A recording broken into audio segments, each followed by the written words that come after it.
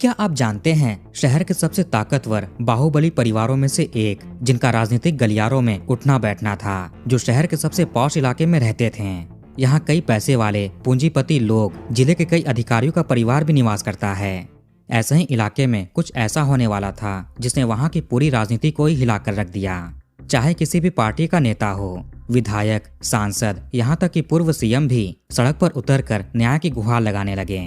इस केस को लेकर पुलिस पर इतने दबाव थे कि रात को नींद भी नहीं आती थी। एक तरह से ये लोग अंधेरे में छोटा सा दीपक लेकर घूम रहे थे, क्योंकि दूर दूर तक कोई सुराग नहीं मिल रहा था। लेकिन जब ये केस खुलता है तो उसके बाद पुलिस के सामने सभी शांत पड़ गए, क्योंकि पता ही कुछ ऐसा चला था।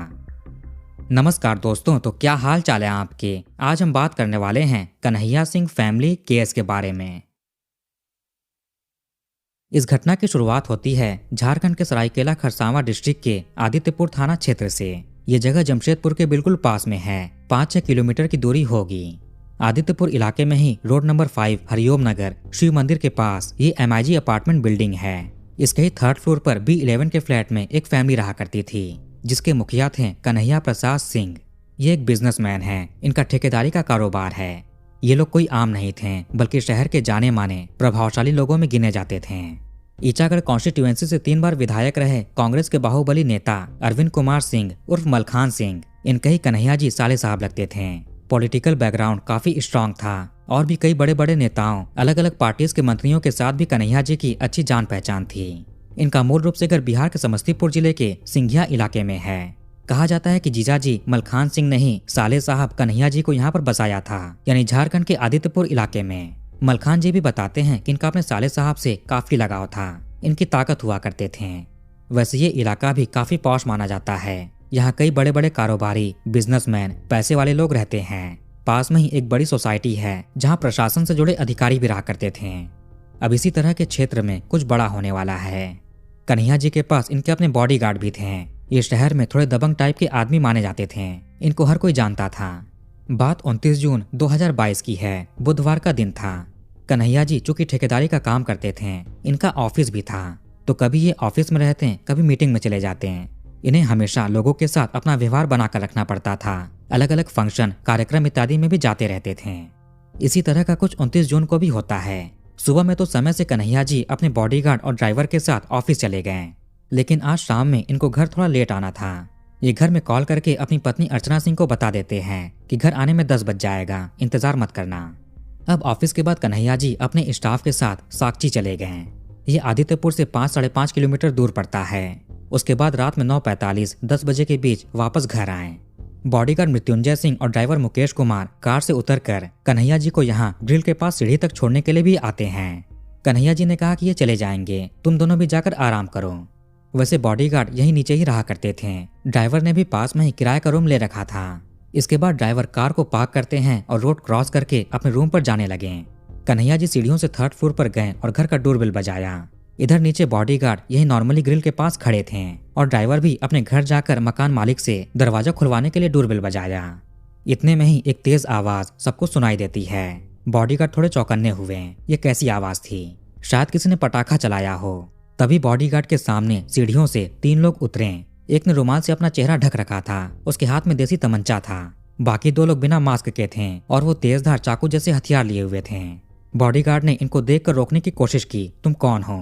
पर चेहरा ढके हुए बदमाश ने इनको देसी तमंचा दिखाकर डराया कि पीछे हटो। वैसे बॉडीगार्ड को देखकर वो लोग घबरा गए थे। इसके चलते चेहरा ढका हुआ आदमी एक तरफ भागा और बाकी दोनों दूसरी तरफ भागे। वो लोग पैदल ही भाग रहे थे। अब बॉडीगार्ड ने जोर से चोर चोर चिल्लाया। वैसे इस वाली बिल्डिंग में कोई भी सिक्योरिटी गार्ड नहीं था। आसपास के कुछ पड़ोसी और दूसरे सोसाइटी के गार्ड ने जब ये आवाज सुनी तो भागकर आए और उन बदमाशों की तरफ दौड़े। ये सब कुछ चंद सेकंड के अंदर ही चल रहा था। इसी में ही ऊपर से जोर की चिल्लाने की आवाज आती है। ये आवाज कन्हैया जी की पत्नी अर्चना जी की थी। बॉडीगार्ड ऊपर गए, आसपास के लोग भी जाते हैं। देखा कि कन्हैया जी अपने घर के दरवाजे पर सामने ही पड़े हुए हैं। आनंद फानन में बॉडीगार्ड, ड्राइवर और बाकी लोग इन्हें लेकर टाटा मेन हॉस्पिटल जाते हैं। वहां जाते ही डॉक्टर्स ने जवाब दे दिया कि अब ये नहीं रहे। उन बदमाशों ने इनके माथे के बीचों बीच निशाना लगाया था। इस घटना का शोर पूरे शहर में होता है। सिटी एसपी भी खबर सुनते ही तुरंत अस्पताल में पहुंचे। कन्हैया जी कोई आम इंसान नहीं थे, हाई प्रोफाइल शख्सियत थे, राजनीति से जुड़े हुए थे। देखते ही देखते सैकड़ों की संख्या में लोग इनके घर और अस्पताल में इकट्ठा होने लगे। कई बड़े बड़े ऑफिसर्स भी अस्पताल में पहुंचे। हॉस्पिटल में ही बॉडीगार्ड ने सिटी एसपी को पूरी कहानी एक्सप्लेन की। इन्होंने क्या क्या देखा था ये बताते हैं कि एक ने चेहरा ढका हुआ था और बाकी दोनों साफ साफ दिखे। एक की हाइट मीडियम थी और बाकी दोनों छोटे थे। कन्हैया जी की पत्नी अर्चना सिंह की तहरीर पर आदित्यपुर थाने में अननोन के खिलाफ केस दर्ज हुआ। पुलिस की जांच पड़ताल शुरू होती है। पुलिस के लिए ये केस काफी चुनौतीपूर्ण होने वाला है। घटना के अगले ही दिन से कांग्रेस के कार्यकर्ता, बीजेपी के नेता, इसके अलावा और भी अलग अलग पार्टीज और संगठन के लोग सड़क पर उतरकर प्रदर्शन करना शुरू कर दिया। पुलिस के ऊपर सवाल उठने लगे। पिछले 5 महीनों में ऐसी 10 घटनाएं घटित हो चुकी हैं। 2 बार थाना प्रभारियों का तबादला भी किया गया, फिर भी घटनाओं पर कोई लगाम नहीं लगा। जिले के एसपी को भी बदलने की मांग उठने लगी। पुलिस ने इसी दिन कन्हैया जी को जमशेदपुर भेजा पोस्टमार्टम के लिए। एक ही दिन में मामला इतना बढ़ गया कि राज्य के आदिवासी कल्याण सह परिवहन मंत्री एसपी को खुली छूट दे देते हैं कि जो करना है करिए, जिसको उठाकर पूछताछ करनी है करिए, लेकिन कैसे भी इस केस को सॉल्व कीजिए। तुरंत एसपी के निर्देश पर एसडीपीओ के नेतृत्व में एक एसआईटी टीम का गठन किया गया, स्पेशल इन्वेस्टिगेशन टीम, जिसमें तेज तर्रार 15 ऑफिसर्स जोड़े जाते हैं। अधिकतम थाना प्रभारी एसआई रैंक के ऑफिसर्स थे। साइबर एक्सपर्ट्स को भी इसमें जोड़ा गया। अलग अलग यूनिट को अलग अलग काम सौंपा जाता है।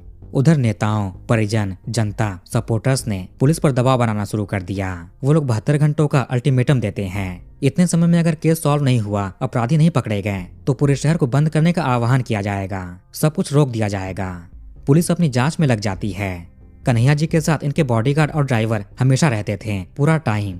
इसीलिए इन दोनों को हिरासत में लिया गया पूछताछ के लिए। इस अपार्टमेंट बिल्डिंग से बाहर निकलने के जितने भी रास्ते थे, पुलिस उनको चिन्हित करती है। पता चला कि वो बदमाश पैदल ही दिंदली हाउसिंग कॉलोनी की ओर भागे थे। कन्हैया जी के बिल्डिंग में पुलिस को 2 बड़े वीक पॉइंट्स मिले। एक तो यहाँ पर कोई सिक्योरिटी गार्ड नहीं था जो कि आने जाने वाले लोगों से बात करे, उनका रजिस्टर में एंट्री मेंटेन करे, कौन बिल्डिंग में आता जाता है उसका रिकॉर्ड रखे। और दूसरा कि यहाँ कोई भी सीसीटीवी कैमरा नहीं लगा था। ये थोड़ी हैरान करने वाली बात थी, क्योंकि इसी बिल्डिंग में कई परिवार रहते हैं, सभी पैसे वाले लोग हैं, फिर भी सिक्योरिटी के लिए कोई कदम नहीं उठाया गया।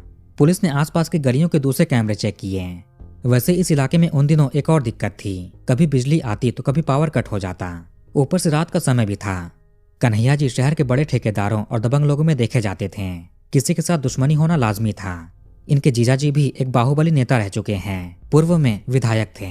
पुलिस ने शुरू से ही अपना फोकस राजनीतिक मामलों, बिजनेस को लेकर राइवलरी, कहीं किसी के साथ विवाद, गांव में जमीन को लेकर कोई दिक्कत, ऐसी चीजों पर था। सीसीटीवी की जांच के दौरान पुलिस को एक बड़ी कामयाबी हाथ लगती है। सोसाइटी के पास लगे हुए कैमरे में घटना वाली रात एक संदेहजनक आदमी दौड़कर निकलते हुए देखा गया, लेकिन कैमरे का एंगल ऐसा था जिसमें उसका चेहरा साफ साफ नहीं दिख पाया। ऊपर से रात का समय था, कैमरे की क्वालिटी भी अच्छी नहीं थी, दूरी भी अधिक थी। बॉडीगार्ड ने बदमाशों के भागने का जो टाइम बताया था, उससे फुटेज में मिला हुआ आदमी मैच कर रहा था, टाइमिंग सेम लग रही थी। अब जिन रास्तों पर भागा, पुलिस ने उन कैमरों को चेक किया। उधर पोस्टमार्टम के बाद कन्हैया जी को पहले आदित्यपुर स्थित पूर्व विधायक आवास ले जाया जाता है। इस दौरान हजारों की संख्या में लोगों का जमावड़ा लगा। इसमें बीजेपी नेता, कांग्रेस नेता, आदित्यपुर नगर निगम के डिप्यूटी चेयरमैन, पूर्व डिप्यूटी चेयरमैन, क्षत्रिय संघ के अध्यक्ष और भी कई नामी गामी लोग थे। कन्हैया जी की पत्नी, तीनों बेटियां, बेटे सभी काफी ज्यादा रो रहे थे। रिश्तेदारों ने इनको संभाला। आगे समस्तीपुर के पैतृक घर ले जाया जाता है। फिर अगले दिन 1 जुलाई को उनका अंतिम संस्कार हुआ। उधर पुलिस जांच में जुटी थी। पूछताछ के दौरान पता चला कि कन्हैया जी का आदित्यपुर के ही एस टाइप में एक आलीशान मकान बन रहा था। उसका फाउंडेशन भी तैयार किया जा चुका है। बताया जाता है कि उस घर की कीमत करोड़ों में आकी गई थी। पुलिस ने इस एंगल को भी ध्यान में रखा, मकान को लेकर किसी तरह का विवाद चल रहा हो। पुलिस को यह भी लग रहा था कि यह घटना कोई अचानक से नहीं हुई है। बॉडीगार्ड ने बदमाशों को ऊपर जाते हुए नहीं देखा था, बल्कि नीचे आते हुए देखा। इसका मतलब कि वो बदमाश पहले से ही ऊपर बैठे हुए थे। जरूर कन्हैया जी का कोई जानकार या करीबी हो सकता है इस घटना के पीछे। संदेह के घेरे में बॉडीगार्ड और ड्राइवर थे, लेकिन परिवार ने कहा कि ये लोग तो लंबे समय से यहाँ पर काम कर रहे हैं, परिवार जैसे हो गए हैं। कन्हैया जी के जाने के बाद ये लोग यहाँ पर क्यों रहेंगे? उन्होंने ही नौकरी दी थी, ये बेरोजगार हो जाएंगे। परिवार ने पुलिस से ये भी आग्रह किया कि कन्हैया जी के अंतिम संस्कार में बॉडीगार्ड को भी आने दीजिए। जिस तरह से घटना हुई, लगा कि ये प्रोफेशनली किया गया है, क्रिमिनल बैकग्राउंड के लोग हो सकते हैं। इसीलिए पुलिस ने ऐसे अपराधियों की लिस्ट तैयार की जो हाल में बेल पर बाहर निकले हों, भागे हों या जेल से फरार हों। जैसा कि आपको शुरू में बताया कि पहले भी कुछ महीनों में इस शहर में 10 मामले हो चुके हैं। उनमें से कोई आरोपी इस केस में जुड़ा हुआ हो, उसका भी पता करते हैं। सीसीटीवी के आधार पर पुलिस के पास उस आदमी की कदकाठी, चलने का तरीका, कपड़े, इस तरह की जानकारी थी। पुलिस ने कन्हैया जी की कॉल डिटेल भी निकाली। उनको किसी संदिग्ध का फोन आता हो, इनके सोशल मीडिया को भी खंगाला गया। इसमें पता चला कि इन्होंने फेसबुक पर एक मैसेज पोस्ट किया था। इसमें लिखा था, 4 दिन है जिंदगी, हंसी खुशी में काट लें, मत किसी का दिल दुखा, दर्द सबके बांट लें, कुछ नहीं है साथ जाना एक नेकी के सिवा, गांठ में ये बांध ले। ये पोस्ट घटना के केवल 6 घंटे पहले किया गया था। कहीं इस पोस्ट से घटना का संबंध तो नहीं, कन्हैया जी के साथ जो होने वाला था उन्हें पहले से ही भनक लग गई हो। इनके जानने वालों से पता चला कि कुछ दिन पहले वो बातों बातों में बोले कि उनको बुलेट प्रूफ जैकेट चाहिए, कहाँ मिलेगा। कन्हैया जी के जीजा जी मलखान जी ने तो घटना के अगले ही दिन ये ऐलान कर दिया कि जो भी केस से जुड़े आरोपियों की जानकारी देगा उसको 1 लाख रुपए इनाम देंगे। घटना के 5वें दिन एक मंत्री जी पूर्व विधायक मलखान जी के आवास पर पहुंचे। कई और नेता और सांसद भी थे, अलग अलग पार्टीज के। मंत्री जी ने आश्वासन दिया कि जल्द ही आरोपी पकड़े जाएंगे और कड़ी कार्रवाई होगी। ये इसके बारे में डीजीपी और सीएम से भी बात करेंगे। डीआईजी भी आदित्यपुर थाने पहुंचकर एसआईटी के ऑफिसर से बात करते हैं, मीटिंग की। एसआईटी की टीम बिहार के समस्तीपुर भी गई परिवार से पूछताछ करने के लिए। उन्होंने किसी पर भी अपना संदेह नहीं जताया, न ही किसी पर इल्जाम लगाया, कोई सुराग दिया। उधर आदित्यपुर में संदेह और संभावना के आधार पर 8 लोगों को उठाया जाता है जिनका क्रिमिनल रिकॉर्ड था, लेकिन इन लोगों ने घटना से इनकार कर दिया। बॉडीगार्ड से इनकी पहचान भी कराई जाती है, लेकिन वो भी इनकार कर देते हैं कि इनमें से किसी को भी नहीं देखा था। एक और अपराधी था जो काफी दिन से फरार चल रहा था। उसको पकड़ने के लिए कोलकाता से लेकर उत्तर प्रदेश के बलिया तक जगह जगह दबिश दिए गए। पुलिस ने कुछ बदमाशों के नाम मीडिया में बताए, इन पर संदेह है, इन्हें ढूंढा जा रहा है। इसी दौरान जो आदमी कैमरे में भागते हुए दिखा था उसकी पहचान पता चल जाती है। उस पर 2 केसेस ऑलरेडी दर्ज थे। उसका नाम पहले भी किसी को रास्ते से हटाने में आया था, साथ में चोरी चकारी का भी आरोप लगा था, पर यह आदमी बेल पर बाहर घूम रहा था। इसका नाम पता चला निखिल कुमार गुप्ता, उम्र करीब 24-25 साल होगी। ये हरिओम नगर से 300-400 मीटर दूर मांझी टोला का रहने वाला है। पुलिस के पास ऑलरेडी इसकी डिटेल्स थीं। इसके नंबर की कॉल डिटेल्स, लोकेशन इत्यादि निकाली गई। घटना के दौरान इसकी लोकेशन हरिओम नगर में कन्हैया जी के घर के पास देखी जाती है। उसके बाद ही अलग अलग जगहों पर भागते हुए दिखा। ये घटना के समय किससे किससे संपर्क में था ये भी पता करते हैं। पुलिस ने जानबूझकर इसका नाम पब्लिक नहीं किया था, बाकी ऐसे बदमाशों का नाम बताया जिनका इस केस से कोई भी लेना देना नहीं था। ऐसा इसलिए कहीं वो सतर्क न हो जाए। उसको ऐसा दिखाना था कि पुलिस को उस पर संदेह नहीं है। घटना के समय ये जिस आदमी के संपर्क में था उसका नाम पता चला राजवीर सिंह हंसपाल। राजवीर का घर भी मांझी टोला में है, निखिल का पड़ोसी है, लेकिन इसके परिवार को डिमना रोड मानगो में रहना पड़ता था, वो भी मजबूरी में, किराए पर। इसकी वजह आपको आगे बताएंगे। पता चला कि राजवीर भी गायब है। एक टीम कोलकाता भेजी गई, राजवीर को पकड़ा गया। ये अपने चाचा के फार्म हाउस में छिपा बैठा था। निखिल के कांटेक्ट में राजवीर था, लेकिन जब राजवीर का कॉल डिटेल निकाला गया तो उसके कांटेक्ट में नाम आया अपर्णा सिंह। अपर्णा कन्हैया जी की बड़ी बेटी है। क्या घटना के पीछे अपनी ही बेटी का हाथ था? बात 2017 की है। आदित्यपुर का DAV public school. Aparna class 8 में थी और राजवीर क्लास 10th में। स्कूल में ही दोनों पहली बार मिले थे। स्कूल वाला प्यार शुरू हो जाता है। राजवीर के पिता भी एक बिजनेसमैन हैं, ट्रांसपोर्टर हैं, माँ एक टीचर हैं, मतलब ये भी एक अच्छे घराने से था। इसका पैतृक घर मांझी टोला में है, जो एक तरह से अपर्णा के घर के पड़ोस में पड़ता है। इनमें कॉल पर बातें होने लगी, चोरी चुपके मिलने लगे। स्कूल में तो मिलते ही थे। इनका प्यार करीब 2 साल तक अच्छे से चला, लेकिन फिर अपर्णा के पिताजी कन्हैया जी को ये पता चल जाता है। अब बेटी 10th में आ चुकी थी और राजवीर 12th में। कन्हैया जी ने अपनी बेटी को काफी डांटा, फटकारा, राजवीर को भी दूर रहने को कहा, लेकिन दोनों सुनते नहीं हैं, छिपकर मिलते रहे। अगर कन्हैया जी के साथ हुई घटना के हिसाब से देखें तो अपर्णा और राजवीर का प्रेम प्रसंग 5 साल से चल रहा था। 3 साल पहले कन्हैया जी को सच पता चल गया। पुलिस ने कहा कि तब से ही राजवीर कन्हैया जी को रास्ते से हटाने के बारे में उनकी ही बेटी अपर्णा से बात करता था। तुम्हारे पिता को छोड़ेगा नहीं। वैसे ये बात केवल प्यार की ही नहीं है, बल्कि कुछ और भी है। कन्हैया जी ने कई बार अपनी बेटी पर हाथ उठाया, बाहर जाने से रोका, राजवीर को भी ऑफिस बुलाकर पिटाई की। एक बार तो अपना लाइसेंसी वाला हथियार उस पर रखकर डराते हैं। कन्हैया सिंह राजवीर के घर तक भी गए। उसके परिवार से भी कहा कि बेटे को समझा लो वरना अच्छा नहीं होगा। परिवार काफी सीधा साधा था। कन्हैया सिंह ने कथित तौर पर राजवीर के माता पिता, बहन की सबके सामने बेइज्जती की, उनको जलील किया, अपनी पहुंच और पावर का धौंस दिखाया। राजवीर का परिवार इतना डर जाता है कि 2021 में मांझी टोला का अपना पुश्तैनी घर छोड़कर मानगो चला गया और वहीं डिमना रोड के पास किराए का घर लेकर रहने लगे। पुलिस ने कहा कि उसके बाद से राजवीर ने भी अपर्णा से दूरी बना ली, ब्रेकअप कर लिया, उसको इग्नोर करने लगा, बात करना बंद कर दिया। इस चीज के बाद कन्हैया जी काफी खुश हो जाते हैं और बेटे को सब कुछ भूल जाने को कहा।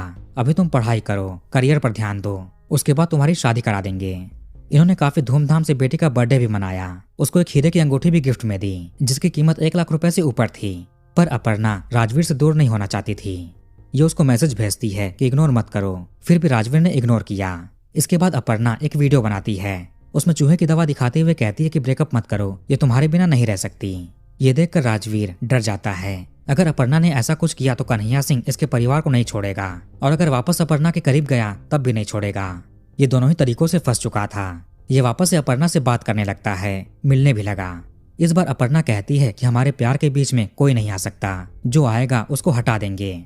अब तो ये भी अपने पिता से छुटकारा चाहने लगी थी। 12th के बाद इसका एडमिशन बेंगलोर में करवाया गया। गर्मी की छुट्टी के बाद इसको वहां पर भेजा जाता। साथ में कन्हैया जी बेटी के रिश्ते की बात भी चला रहे थे, लड़का ढूंढ रहे थे शादी के लिए।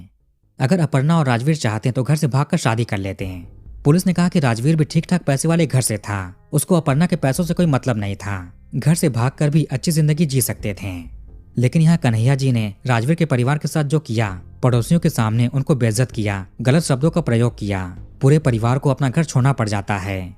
अब राजवीर को इस चीज का बदला भी लेना था। भले ये सीधे साधे परिवार से आता हो, लेकिन ये जिनके साथ उठता बैठता था वो भी अपराधी किस्म के लोग थे। सेम ही इलाके माझी टोला का रहने वाला था निखिल, जिसे राजवीर की दोस्ती थी काफी समय से। निखिल का भी एक रहस्य है। जब भी ये कन्हैया सिंह के घर के पास से गुजरता था तो वो इसको रोककर काफी डराते थे, इसकी बेइज्जती किया करते थे कि यहाँ से मत जाया करो, कहीं और से जाओ, क्योंकि इसके क्रिमिनल रिकॉर्ड थे। जिस वजह से निखिल भी कन्हैया सिंह से नफरत करने लगा था।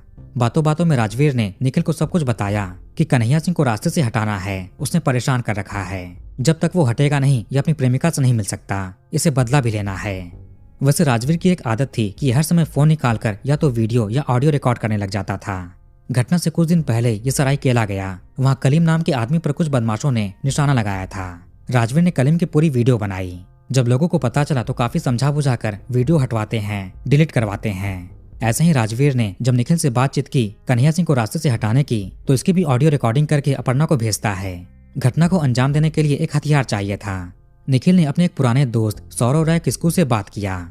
सौरव के बारे में भी एक चीज है, अभी आपको बताते हैं, पहले घटना के बारे में बात कर लें। सौरव ने कहा कि इसके जानकार के कुछ लोग हैं, पटना जाकर देसी तमंचा दिलवा सकता है। अपर्णा और राजवीर ने मिलकर निखिल को सुपारी दी। हालांकि एग्जैक्ट अमाउंट तय नहीं हुआ था कि कितना देना है। राजवीर ने शुरू में निखिल को 5,000 रुपए कैश और एक शराब की बोतल दी। निखिल ने और पैसे मांगे। उधर अपर्णा भी ये बात जानती थी कि इतने कम पैसे में वो मानेगा नहीं, इसीलिए इसने अपनी हीरे की अंगूठी राजवीर को दी कि और पैसे मांगे तो निखिल को दे देना, 1 लाख रुपए आराम से मिल जाएंगे। राजवीर ऐसा ही करता है। निखिल से यह भी कहा कि बच्चे कुछ बाकी पैसे घटना के बाद आकर ले जाना। 19 जून 2022 को अपर्णा ने राजवीर को बताया कि इसके पिता सोनपुर जाने वाले हैं, वहां पर जाकर घटना अंजाम दिया जा सकता है। ये पल पल की लोकेशन सारी जानकारी देती रहती।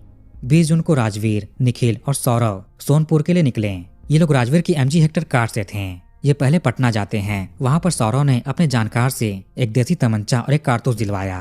21 जून को काम अंजाम देना था, लेकिन सोनपुर में कन्हैया सिंह जहां पर गए थे वो काफी भीड़ भाड़ वाली जगह थी। घटना अंजाम देकर भाग नहीं सकते थे, इसके चलते प्लान कैंसिल कर दिया गया। कार में ही निखिल और राजवीर मिलकर आगे प्लान करते हैं। जहां पर कन्हैया सिंह अकेले मिलेगा वहीं पर घटना अंजाम देंगे। फिलहाल प्लान कैंसिल हो चुका था। ये वापस आदित्यपुर के लिए निकले। कार में जो प्लानिंग हुई उसकी भी ऑडियो रिकॉर्डिंग राजवीर ने कर ली और अपर्णा को भेज दिया। पुलिस ने ये रिकॉर्डिंग रिकवर भी किया है। उधर अपर्णा ने भी अपने पिता पर नजर रखना शुरू कर दिया। कब कहां पर वो जाते हैं, कब आते हैं, किससे मिलते हैं, कब अकेले होते हैं। ऐसे ही 29 जून को अपर्णा ने राजवीर को खबर दिया कि आज रात पिता घर पर लेट आएंगे। आज मौका अच्छा है, रात में इलाके में सन्नाटा रहता है। अब राजवीर ने ये बात निखिल को बताई।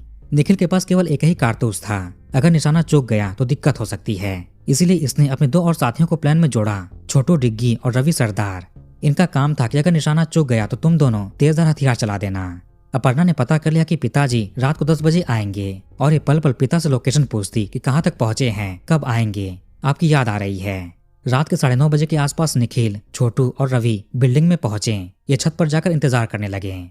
चूंकि बिल्डिंग में कोई कैमरा नहीं था, कोई सिक्योरिटी गार्ड नहीं था, इसीलिए चिंता की बात नहीं थी। कौन आता जाता है कोई रोक टोक नहीं करेगा। आस पड़ोस के लोग भी एक दूसरे से उतना मतलब नहीं रखते हैं। इधर अपर्णा अपने बॉयफ्रेंड राजवीर से व्हाट्सएप पर संपर्क में थी और राजवीर निखिल के संपर्क में था। जब पिताजी 9:50 के आसपास घर पर आए तो अपर्णा ने पल पल की जानकारी व्हाट्सएप पर देनी शुरू कर दी कि पापा आ गए, गाड़ी से नीचे उतरे, सीढ़ी से ऊपर आ रहे हैं, डोरबेल बजाया, जल्दी से उनको भेजो। इतने में तीनों बदमाश नीचे उतरे। निखिल ने माथे पर निशाना लगाया, फिर ये सभी भाग निकले। निखिल सीधे अपने घर पर जाता है। फिर 11:30 बजे राजवीर के घर पर गया। दिमनार रोड अपने बचे हुए पैसे लेने के लिए। राजवीर ने कहा कि अभी नहीं है, बाद में दे देगा, तुम शहर से भाग जाओ।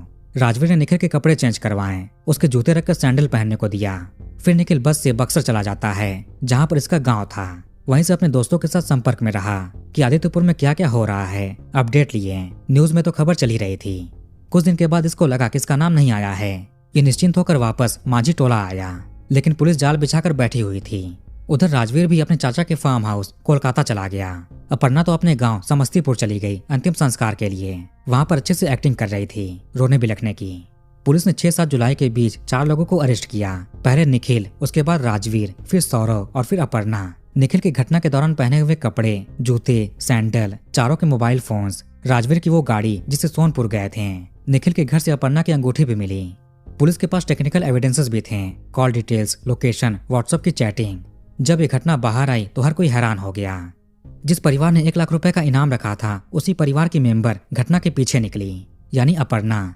जो नेता सड़क पर उतरकर प्रदर्शन कर रहे थे, उनमें से एक कांग्रेस जिला अध्यक्ष थे, छोटे राय किस्कू। जो सौरव राय किस्कू था, वो इसी कांग्रेस पॉलिटिशियन का बेटा है, जिसकी उम्र 18 साल से कम थी। इसे जुवेनाइल होम भेजा गया। इसने हथियार का इंतजाम कराया था। मतलब जो लोग पुलिस पर लॉ एंड ऑर्डर को लेकर सवाल उठा रहे थे, उनके ही परिवार, जान पहचान के लोग घटना के पीछे निकले। बाकी 2 आरोपी छोटू डिग्गी और रवि सरदार फरार थे। पुलिस उनको पकड़ने के लिए अलग अलग जगह पर दबिश दे रही थी। 8 जुलाई 2022 को जब अपर्णा को सरायकेला जेल भेजा गया। जो लड़की लग्जरी में पली बढ़ी वो जेल में रहेगी। इसने खाना खाने से इनकार कर दिया। फिर जेल प्रबंधक के समझाने पर इसने रोटी सब्जी खाई और दूध पिया। इसे महिला जेल के सामान्य वार्ड में रखा गया है। उधर राजवीर और निखिल को भी पुरुष सामान्य जेल में रखा गया। सौरव तो जुवेनाइल होम में है। आगे 18 जुलाई आते आते बाकी दोनों आरोपी रवि और छोटू ये सरायकेला कोर्ट में आकर सरेंडर कर देते हैं। अपर्णा सेशन कोर्ट में बेल के लिए अर्जी लगाती है, जिसे अदालत ने 12 सितंबर 2022 को इनकार कर दिया। ये केस सेशन कोर्ट में चल रहा है। सभी आरोपी जेल में हैं। पुलिस ने परिजनों पर भी सवाल उठाया कि इनको प्यार का एंगल नहीं बताया गया, कि कन्हैया जी के साथ इस तरह की चीजें हुई हैं। उनकी बेटी किसी के साथ प्रेम करती है, जबकि सबको इस प्रेम के बारे में पता था। किसी ने भी पुलिस को बताया नहीं। इसीलिए पुलिस हफ्ते भर तक भटकती रही, दूसरे एंगल्स पर जांच करती रही। लेकिन जब प्यार का एंगल मिला तो 2 दिन में ही सभी आरोपी पकड़े गए। केस सॉल्व हो गया। घटना के 9वें दिन पुलिस ने केस का खुलासा कर दिया। पुलिस ने यह भी कहा कि बच्चों के साथ माता पिता को फ्रेंडली व्यवहार रखना चाहिए। अपर्णा और राजवीर के साथ कुछ ज्यादा ही कठोर व्यवहार किया गया था, जो उनके जहन में बैठ गया और दुश्मनी मोड़ ले ली। उनको प्यार से समझा सकते थे। तो वीडियो को यहीं पर खत्म करते हैं। आप कमेंट करके अपनी राय बताइए। इस वीडियो को लाइक और शेयर जरूर करिए और हमारे चैनल को सब्सक्राइब करके बेल आइकन ऑन कर लीजिए। मिलते हैं नेक्स्ट वीडियो में। धन्यवाद।